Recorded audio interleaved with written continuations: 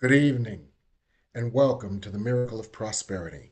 I'm your host, Reverend Jim Webb, author of the book The Soul of Prosperity, as well as several others, including Prosperity from A to Z, The 30 P's of Prosperity, and Create Your Self Manifesting Vision Board.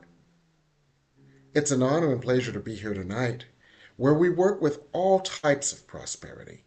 We look at professional prosperity, where you have a wonderful job with a wonderful pay, where you offer a wonderful service in a wonderful way. We look at relationship prosperity, where your relationships are sources of support and inspiration and are no longer challenges or conflicts for you. We look, of course, at logistical prosperity, where your life works well and easily and is less of a struggle. And we look at financial prosperity, where you have more than enough financial resources to spare and to share. And finances are no longer a source of worry, but indicative of the flow of infinite energy to you and through you. And lastly, and of course, we look at spiritual prosperity, where it all begins with a deep sense of inner peace, a sense of awareness of love's presence and love flowing through you, and that love outpicturing in your life in all the ways that prosperity would show up for you. So on this show, we look at these things in reference to A Course in Miracles, which is a wonderful tool for developing a prosperity consciousness, for it helps us to enhance the consciousness that would create our prosperity, and it helps us to move past or eliminate the barriers to prosperity. And so tonight we're going to talk about one of the things that we may have seen as a barrier to prosperity, but can actually be prosperity or an opportunity for prosperity hidden in plain sight. We're going to look at rejection. And so the question in my title is rejection. Is it or could it be prosperity hidden in plain sight? Now, you rarely hear rejection and prosperity mentioned in the same sentence. The two seem like oil and water. It would seem that they don't match. But what if rejection was a catalyst for more prosperity? And how can we use rejection as a catalyst for more prosperity? That's one of the many topics we're going to discuss tonight. And we're going to discuss it with Henry Harris, Brother Henry Harris of the Brother Henry Harris Show, and one of our favorite guests. He's got a new book coming out. His new book is called The Sting of Rejection, and it is being launched on January 4th. Is that correct, Brother Yes, Henry? yes, sir. Yes, and we're so looking forward to it. So, why don't you tell us about your book, The Sting of Rejection, so that we can understand your book and how rejection can be a catalyst or a springboard for more prosperity? The Sting of Rejection is a book that I believe that will help people who deal with rejection. It is a Mhm, pain that is unimaginable. mhm, It is something that we all deal with, and and also rejection comes. It's one word, but rejection comes in many forms. Maybe you were excommunicated out of a religious establishment. You were rejected in that way, and you thought they were your friends, and they walked away from you. They didn't want to deal with you anymore. Maybe it was someone who has that you had a great friendship with, and they disassociated themselves from you. Maybe you went through a divorce. There are a variety of ways and reasons why one goes through rejection. But and while it may be painful, I think it's important that people should know that there is a sense of hope. You Mm-hmm. may not feel like there's hope, but there is a sense of hope and peace and tranquility and all the wonderful things that comes with healing. Healing itself can be painful because chapter one we talk about the root of rejection, and that was the Mm-hmm. hardest chapter for me to write, by the way, because I had to go to the root, which was my childhood, because a lot of the rejection I had experienced came from my Mm-hmm. childhood. So I think the whole Mm-hmm. emphasis of the book is to help people to look inside of themselves. And as you look inside of yourselves internally, I think Mm-hmm. that's where you can start getting some healing in those areas where we may be struggling as it relates to rejection. So, in other words, rejection calls out the need for healing, and healing can be a way to allow more prosperity. Would that be a way to look at it? Yes, sir. Okay, okay. I like that, and that is so helpful. A Course in Miracles, the whole premise of A Course in Miracles is let me see this differently. Hmm. Now, when we think of the word rejection, we automatically we flinch because we recall subconsciously all the rejections that we've experienced in our lives, from some of the most crushing rejections, like getting rejected from a job that they already told you had, or some of the more mundane rejections, such as somebody picking up their yoga mat and moving somewhere else when you put your yoga mat down near them, that you perceive as rejection. And no matter what, our task is to say, how can I heal from this? And A Course in Miracles says, let me see this differently. So often, I think of rejection as spiritual redirection. You're not being rejected, either you or somebody is being redirected, or you're being redirected, or something is being redirected. And that is one of the ways that I take comfort out of rejection, in that if something is being redirected, there is a spiritual presence, a spiritual power greater than me that can see around corners that I can't. As A Course in Miracles says, all things past, present, and to be are gently planned by the one that would lead you home. And so I think rejection, I could take it personally, but as the Four Agreement says, don't take it personally. It's the universe redirecting you, or redirecting someone somewhere else. And as Shay says, it could be for your protection. What do you think of that, Brother Henry? I think that's very powerful. Rejection can be protection. Um, I believe in that old saying that says sometimes rejection is a blessing in disguise. You Mm-hmm. know, a lot of times when you think of the word rejection, you think of something bad. They rejected me. Yes. They turned me Mm-hmm. down. They didn't accept me. That may be Mm-hmm. a good thing, and it may be a stepping stone for you to succeed, or since we're on a miracle of prosperity, or to prosper in some other area in your life. So I always tell people that just because you were turned down or rejected in some way, maybe the universe is protecting you from something um, that you will later look back and say, "Oh God, thank you." I didn't, because there are some things we just simply don't see, and Exactly. sometimes it's not always good to accept every invite. Sometimes it's not always Mm-hmm. good to connect with certain people.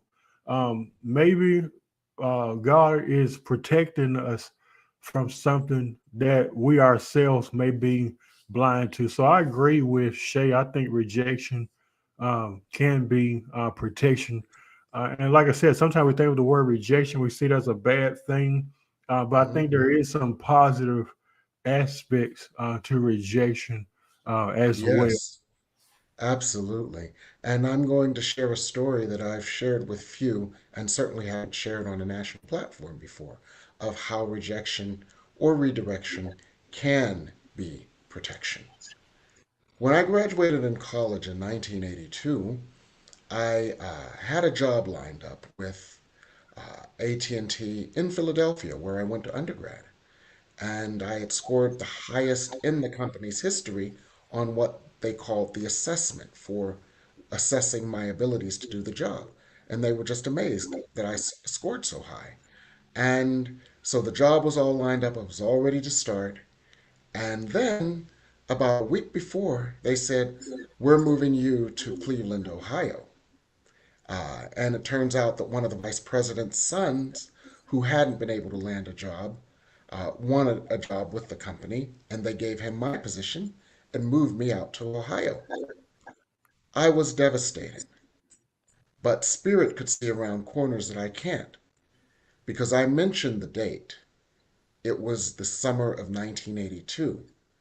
And what you may recall then was that there was this disease rampaging the East Coast like wildfire called AIDS. And I went out to Cleveland, Ohio for 18 months while AIDS was really decimating the East Coast of the nation. And in retrospect, I realized that was the universe moving me out of the path of AIDS. So Mm-hmm. during that 18 months, people became educated on how to avoid AIDS. I became educated on how to avoid AIDS. And I truly believe if I had stayed on the East Coast, I would be dead. And that was Spirit moving me somewhere else to get out of the line of fire because Spirit wanted me to stay on the earth to do other things. And that, to me, is just an amazing example of how rejection can be protection.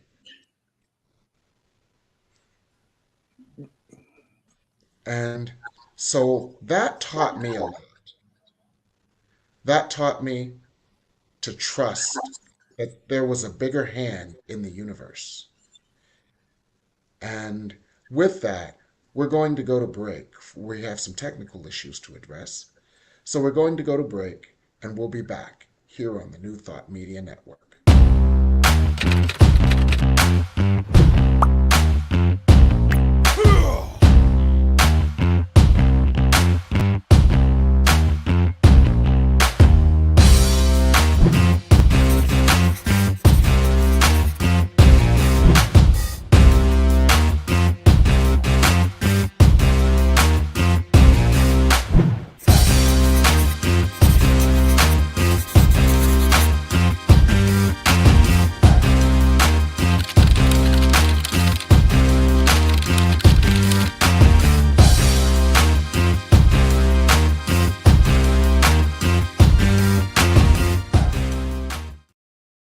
Choice, your creative superpower. We have the power to manifest as we dedicate attention to our thoughts, but often miss opportunity to achieve the greatest good. Your superpower is waiting to be unleashed to unlock a fuller, more rewarding world for all. Join us every Thursday at noon Mountain Time for Choice, your creative superpower with Zoe DeMuro.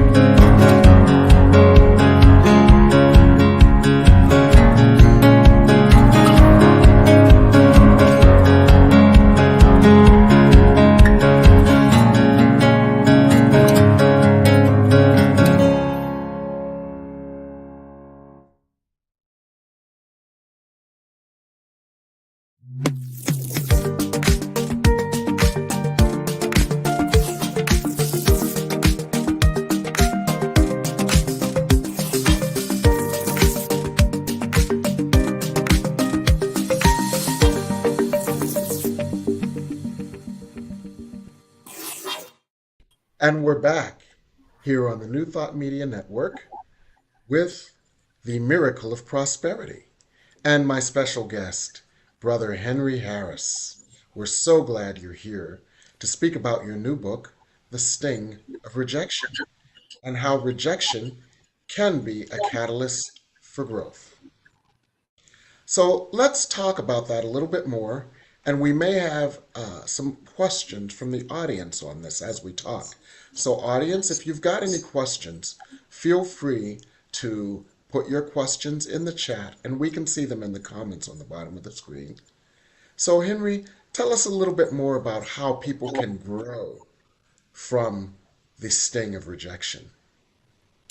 I believe we grow from the sting of rejection is by realizing that you're not defined by rejection.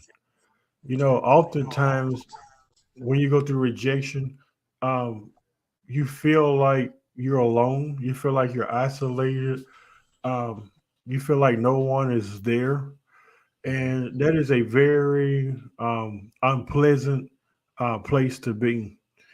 But Mm-hmm. oftentimes, if you look at other people's growth and you see, you know what, they're growing and they went through rejection and they went through trials and challenges in their life, uh, it can give you an encouragement that this thing may not be permanent.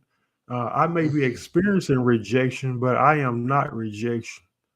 I may be Mm. experiencing isolation, but I am not isolation. I may be experiencing these things, but I am not these things. But I believe if you don't get a hold of rejection, and I'm saying you, but I'm also referring to myself. If a Yes. person doesn't get a hold of rejection, rejection will most certainly get a hold of you. Earlier we was Yes. talking about how rejection is protection, but Mm-hmm. also rejection is projection as well. Tell us about And that, Brother Henry. what I mean by rejection is projection. Mm-hmm. I'm getting my words all mixed up. What I mean by rejection is projection is that when you don't get a hold of rejection, you will start to perceive everyone Mm-hmm. else through the lens of your past rejection. I'll give Okay. you I'll give you an example. If you let's say, Reverend Jim, you were in a relationship with someone, you're in a brand new relationship, but you Mm-hmm. haven't dealt with the rejection from your past relationships. And speaking from my Mm-hmm. own personal experience, if I don't get healing from that or start the process of healing, or as you Mm-hmm. mentioned, growing, Mm-hmm. I can easily project that onto the new individual.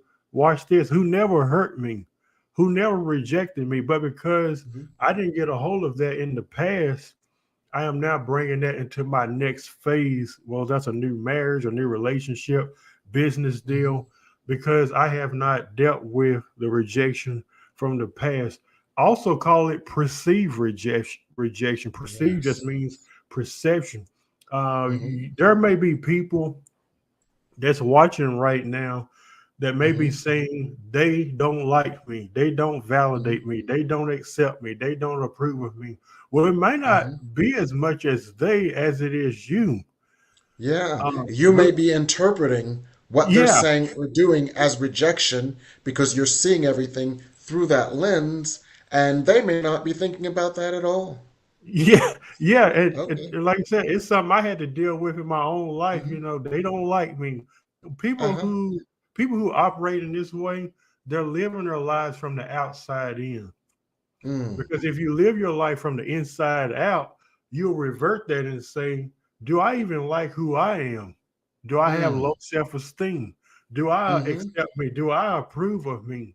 And let me tell you Yes. something, when you can look at yourself in the mirror in the absence of what anybody else thinks, feels, or says about you, and you can still Mm-hmm. look at yourself in the mirror and say, in the midst of my rejection, in the midst of being told no, in the midst of not being validated by the world and by people, and you can still love all of you, that is Mm-hmm. the most greatest experience one can ever receive.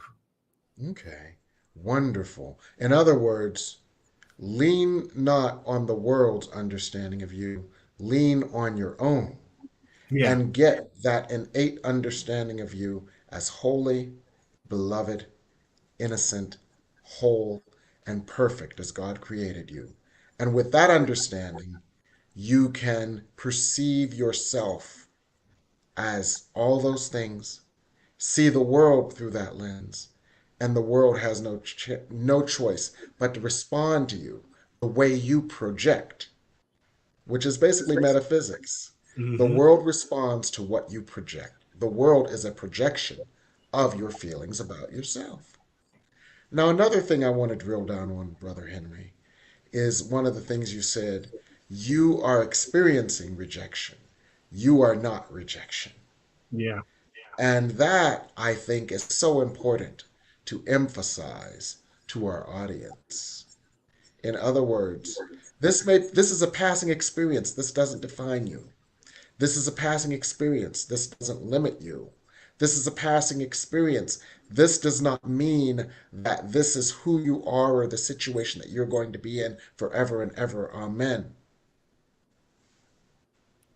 Yeah. And so how do we deal with rejection? How do we not let rejection take over our minds? How do we not let rejection take over our minds? I think the ultimate way of not allowing rejection to take over your life is simply by asking I would say, getting to the place where you challenge your belief systems. I'm not talking Mm-hmm. about spiritual beliefs. I'm talking about what do you believe about yourself and why do you believe that? I Mm-hmm. think that's very important. Um, I talk about in my book, when I was a child, I was called different names, Mm-hmm. insulted. I went through Mm-hmm. a lot of abuse and Mm-hmm. things like that. So that went into my adulthood. That's where my rejection was birthed from, was through those experiences. So I start to believe, well, maybe I am no good. That's what they said. Maybe I will be like my drunk uncle. Maybe I will be Mm-hmm. like this person or that person. I start to frame my identity based off of my past experiences with rejection. But Mm-hmm. when you get to the place where you not only challenge what you believe and ask those questions, why do I believe this about myself? I think that's where freedom lies, is when you can go Yes. back, and it's very difficult, but when you can go Mm-hmm. back and say, I believe I'm no good. Okay, Mm-hmm. where's that rooted from? Why do you believe? Mm. Because I talk about words that people speak over your life, even as an Mm-hmm. adult. Why do you believe that about yourself? So I think that's very Yes. important. And we should substitute those words. Like, you may say, I'm no good, but it's time for you to graduate and say, I am good. I always tell Yes. people, never accept anything that doesn't match the truth of who you are. So to answer your question, who are you? Mm-hmm. Yes. Yes. So let's I like diagramming stuff, like sentence diagrams. So Yeah. let's diagram this a little bit. So you're getting rejected. So the first question is, who are they rejecting? Mm-hmm. And when you ask who are they rejecting, they're rejecting what you believe yourself to be. Mm-hmm. But then you have to ask, but who are you really?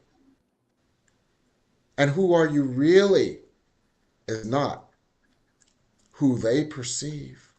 Or who are you really has nothing to do with the way you framed yourself to go out into the world.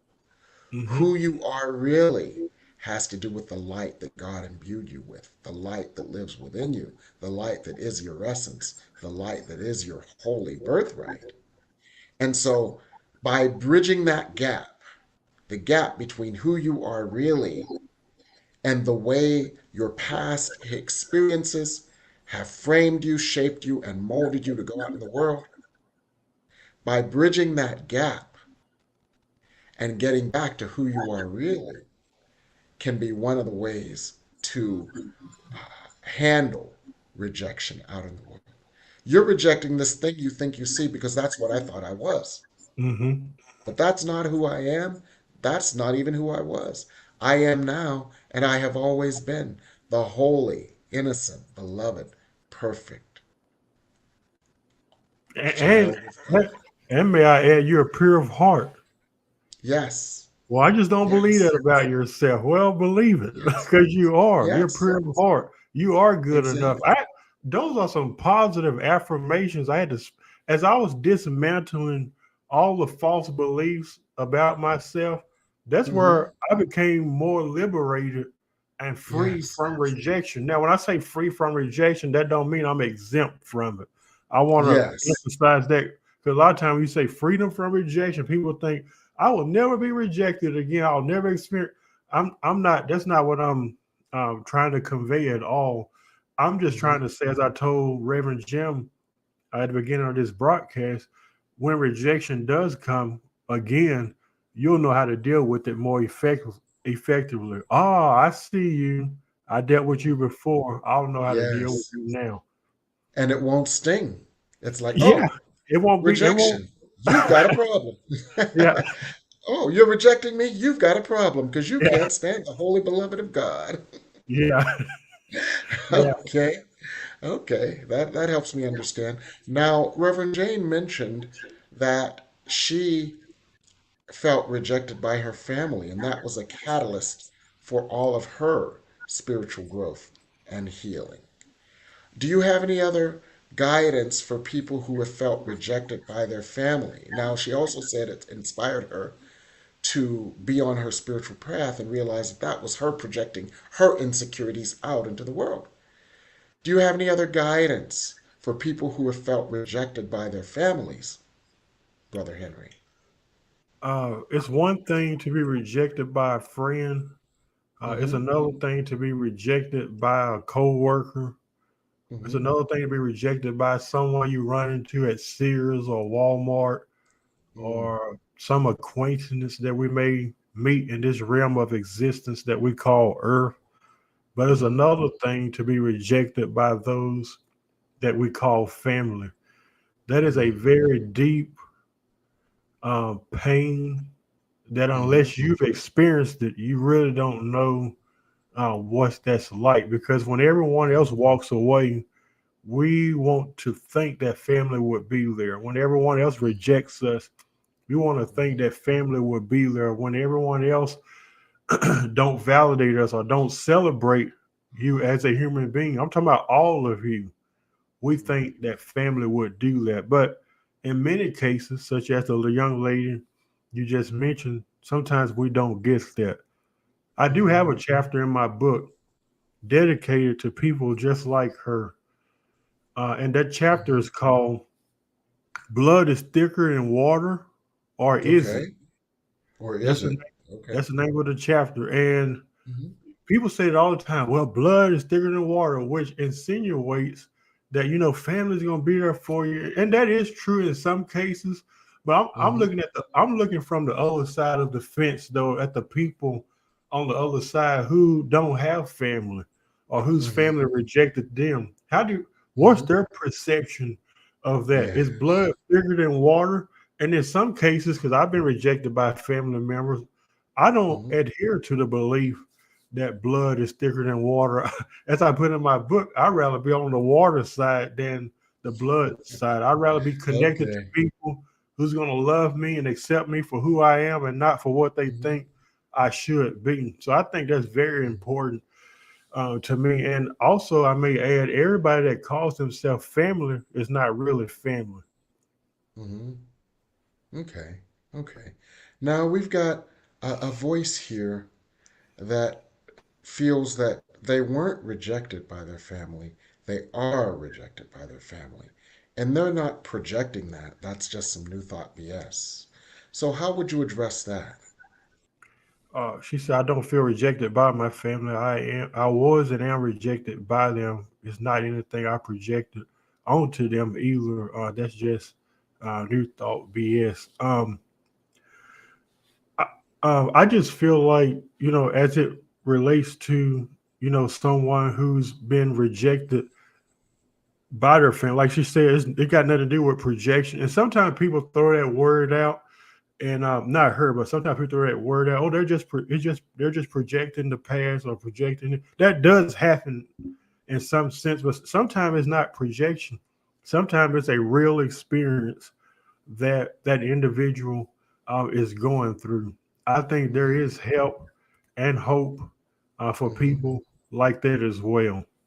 Yeah, because I think that, you know, we come as souls, and I love Newton's books like The Journey of Souls because it looks at how we have planned this life before we started incarnating and how we planned and anticipated certain challenges because they would be opportunities for our growth, and that's why we came here. I wonder if at times we chose families that would give us certain experiences for our souls to grow so that we could heal deep divisions or rifts within our souls so that we could grow and to be the light we were meant to be. So I wonder if that's a part of it in experiencing family rejection. I wonder if it's a choice our soul made in order that our soul would grow. What do you think, Brother Henry? I think that's powerful. I mean, I like what Bishop Carden Pearson said one time. He said, before we came here, um, you just mentioned something about the soul. It's almost like we chose to be here, Mm-hmm. or that we knew what we knew in some instances what we would be a part of and what we wouldn't be a part of. And like Yes. I said, I don't think all family is bad. I'm not anti-family. I'm a family man. Mm-hmm. I have a daughter, Mm-hmm. but at the same time, my heart always goes out to people who have been rejected by their Yes. family. Like I said, that's a sting too. Like Mm. uh, I even think about that there's a story in the Bible where Joseph was, if I'm not mistaken, was rejected by His brothers. his brothers. And Yes. sometimes we look at the other people, but it may be the very people in the same room that you're in that's rejecting you, and we call them family. I have friends that I would consider more family than my own biological family, and I'm not saying that as a whole on the biological side, because I do have a lot of family on my biological side that do love me and approve, but I have some that block me because I won't violate my boundaries, and I talk about that in my book. Um, it makes you question, were they even family to begin with? And like I said, it's sad, but it's just a thing that I had to deal with. Yes. This family sting is probably one of the deepest stings because, number one, we have the highest expectations of our family. So Hmm. when there's high expectations, there's deeper disappointment. And in addition, when we were infants, we were dependent on our families for everything we needed to survive. And that level of dependence on our families created this idea unconsciously that if we didn't get the love, respect, support, acknowledgement, recognition, and embrace of our families, there's a part of us that is still afraid that we're going to die because we were so dependent on them as infants. And so Hmm. we go into a primal fear, which may be why family rejection stings even more than regular rejection. What do you think, Brother Henry? I think that is very profound, Reverend Jim, that you said that, because family rejection does run deep. Um, because, like you said, it could be people that raise you, and in some Mm-hmm. instances, there's people who um, where parents didn't want to have anything to do with that child. That's another rejection we can talk about, or they were given up for Yes. adoption. My book talks Yes. about my books. Like I said, if you're dealing with rejection in any way, I don't know. I can't think of anything where my book doesn't address that. And not only do I share my story, I share the story of others with their Mm-hmm. permission that went through adoption, that went through this, that went through that. As family rejection, I know a young lady that's really excited with such anticipation to receive the book, because she says my family has always rejected me because I won't be a part of the church that they want me to, or I don't live Mm-hmm. my life the way they think I should, and her family Mm-hmm. don't want to have nothing to do with her. There Mm-hmm. may be people, in the I have friends in the LGBT community that have been rejected and dehumanized and pushed to the side and felt unloved. That's another community that gets rejected and they don't feel the love that they so deserve, and other communities as well. So I hope that answers your question. It really does, Brother Henry, and I want to thank you so much. We're going to go to break right now, and we'll be back to have some further discussion on the Sting of Rejection here on the New Thought Media Network.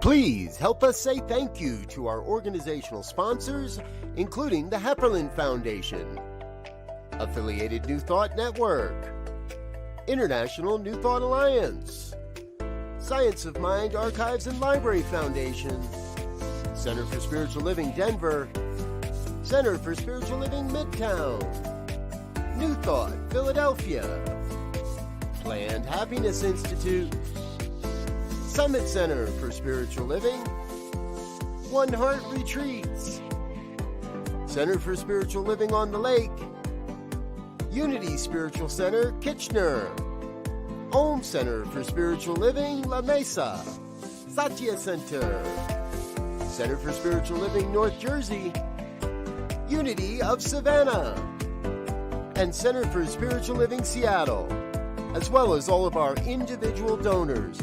Thank you for making New Thought Media Network a place to be. Please come be you. And remember, like, share, and subscribe. New Thought Media Network, positively inspiring. New Thought Media Network is on the rise. We're looking to grow with you. Do you have technical media experience or perhaps a desire to learn? Are you willing to volunteer your precious time and attention? We share this message to benefit all. If you possess a computer with a camera and a microphone, we will share our knowledge with you. Behind the scenes or being the star, let us bless our one. Contact us at info@ntmedia.org.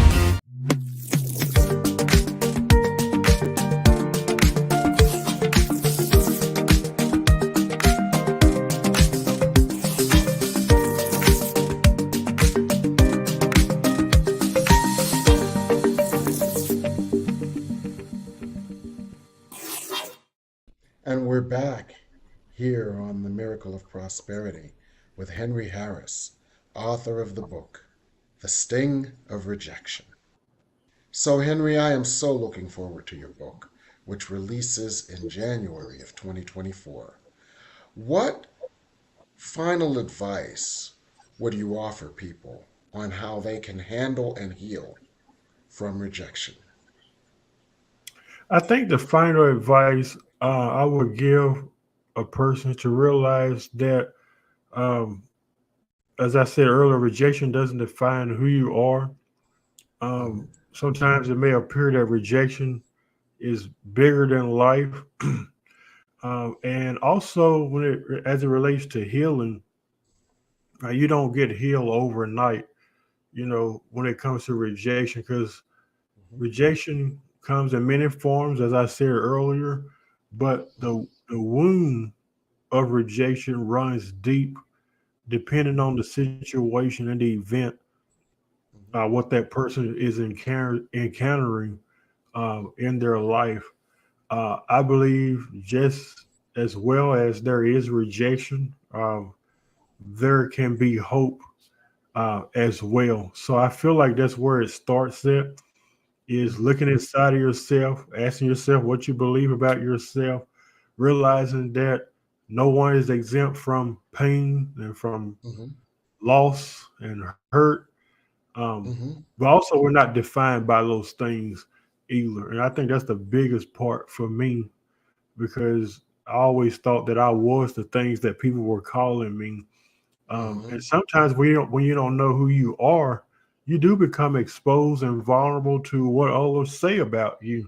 We start to believe those things. So that's my encouragement to those that's watching now, is that whatever lie that you believe about yourself, that you're no good, that you're not pure of heart, that you're not amazing, that you're not a beautiful person, ask yourself, where does that come from? Start to reevaluate your mind. I think somebody asked the question about their mind as it relates to rejection. Renew your mind. Um, clear your mind. Do some meditation. Start believing the right things about you. And the only way you can believe the right things about you is to get rid of all the wrong things you believe about yourself. Yes. I And the, do a and the lot of church counseling. and the church said, "Amen."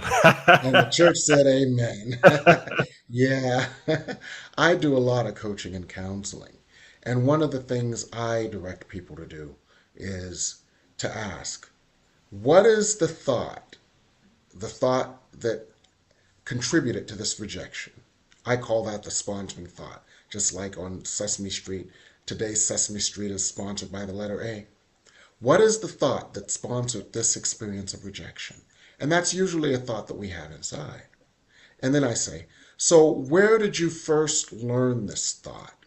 Mhm. Where was this thought at its origin?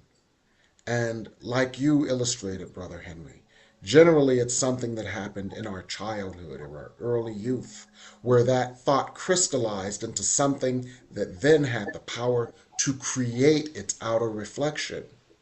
Because a thought has to crystallize and become strong enough to then create its outer reflection. So, one of the keys I've found is to going back to where that thought crystallized. Then I ask people, where were you when that crystallized? What were you doing? Who were you with? What were the circumstances? And then people can build a picture of that part of them, which they are still carrying around inside of them. That part of them that went from one school to another in third grade and all of a sudden was the outsider and felt judged and felt not enough and felt lonely and felt bereft. And all of a sudden, that part of them that first believed that the world was judging and rejecting them and then started projecting that out, that part of them they can focus on. And as you said, Brother Henry, in meditation, in prayer, in healing, they can invite the healing light of God into that part of them that is still in pain, and they can invite God to embrace that part of them so that that part of them knows that they are loved, knows that they are held, knows that they are protected, and begins to believe in their innocence and their deservingness and their beauty and their power and their holiness again. Because that's the part of them that has been wounded, and that's the part of them that needs to be re educated. That's the part of them that has been miseducated, and therefore, that's the part of them that needs to be re educated in truth. And then I ask them to ask that part of themselves, well, how does that part of you feel with this new information? And that part of them will eventually accept the new information, the new energy, the new light, the new love, and the new perspective and feel whole and feel healed and feel deserving. And when every part of you within you feels lovable and deserving, you no longer have the energy within you to create rejection outside of you. And Hmm. even if some element of rejection is experienced, it will no longer sting because you realize you are not rejecting me. You are rejecting something that you think you see in me that is not who I am. And Wow, that's that's powerful. so I'm so looking forward to your book, The Sting of Rejection, out on January 4th. So I can guess that's what you're working on. Tell us about some of your activities in promoting the book prior to its release, because I imagine that's a large part of what you're working on right now. Oh yeah, I'm really excited about the release of The Sting of Rejection, which is my second book, by the way. My first book, Facing Our Wounds, did very well. That came out in 2021, I believe. And Yes, we I did loved it. I have my copy right over here. well, well, thank you so much. And I'd like to encourage everyone that's watching that at 6 p.m. January the 4th, we'll be doing a lunch party.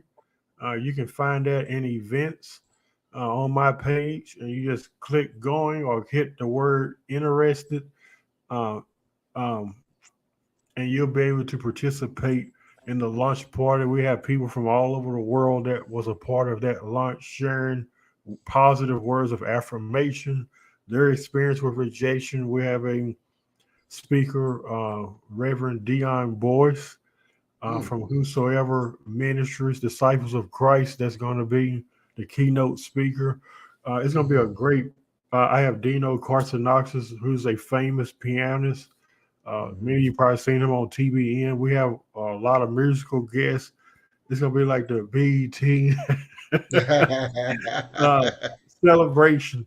And the night Yes. before, the third, we just did this. We're doing a pre-lunch celebration, which is just going to be my friend Mandy Lee.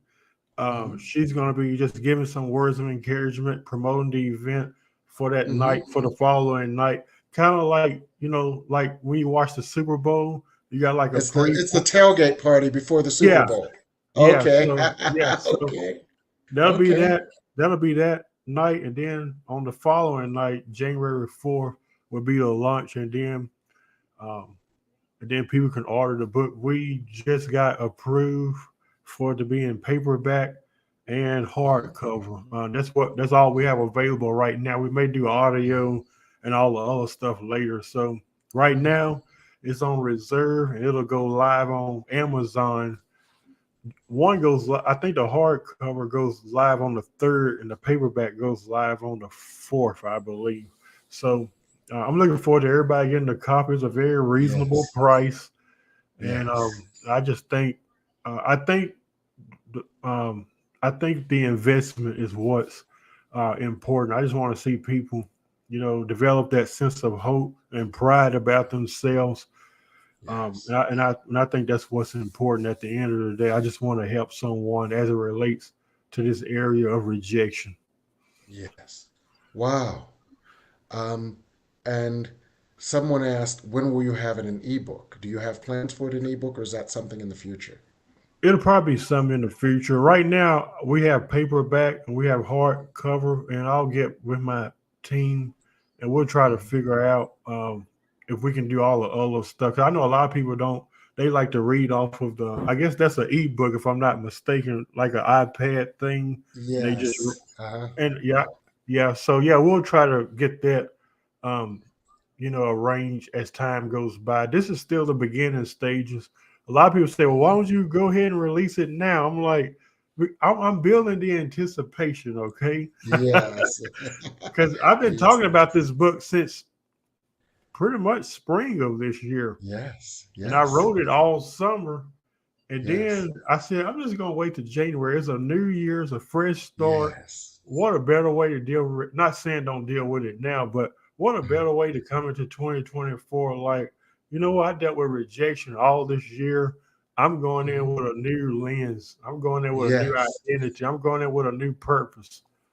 Oh, wonderful. That's so exciting. You're working on some exciting things, Brother Henry. Yeah, yeah, I am. I'm proud, and Yes. like, cause I get the opportunity to help people, and that's Yes. what's important to me at the end of the day. Wow. Though it sounds like you're working on some very exciting things. Yes, sir. Thank you so much. Yes. Yes. I'm only working on one thing this week, What's and that? that is my new class. I have a new class coming up this Saturday called Creating a Self-Manifesting Vision Board. Now, people always ask me, what's the difference between a self-manifesting vision board and a vision board that I do on January 1st and by January 12th it's already in my closet collecting dust? Well, a self-manifesting vision board is a vision board that you make by infusing the insights, wisdom, and guidance of God, where you project God's energy onto the board, where you integrate the board with your daily spiritual practice, and where you continually commune with the board to bring it to life. And so I'm going to teach all of that and so much more in this 4 hour seminar on Saturday, not January 9th, Saturday, December 9th, from 1 to 5 p.m. It's on Zoom. And the only thing you'll need to bring is one of those big pieces of poster board that you can get from your local supermarket or Staples or your art supply store. I will bring the templates that we will use real time to populate it, and you will then find pictures on the internet real time, put them on the vision board. We'll do things like bless the vision board. I'll teach you how to instill things like affirmative prayer into the vision board, and we will create a vision board that has no choice but to manifest it. The suggested donation is $75, and you can use my telephone number, which is on the screen right now, at either PayPal or Zelle or Venmo or Cash App to register and hold your space. Now, if you are unable to attend personally and interact, you can get the recording for only $20. So this is going to be quite exciting, and I'm so looking forward to it. And December is the best time, especially as we move towards the solstice. That is the best time to begin crafting your vision because the new light is what carries your vision into the new year and into fruition. Because some people ask, well, why are you doing it in December instead of January? And that is why. So you can be prepared for January. So when the January energy comes in, that energy can already animate your vision board. That energy can't animate your vision board if your vision board doesn't exist. So that's what I'm up to. And I'm so looking forward to it. If you have any questions on it, feel free to call me at that same telephone number, and it's going to be exciting. So we've both got an exciting 2024 coming up, Brother Henry. I wish you all the best, and I want to thank you so much for being our guest tonight here on the Miracle of Prosperity. Thank you so much.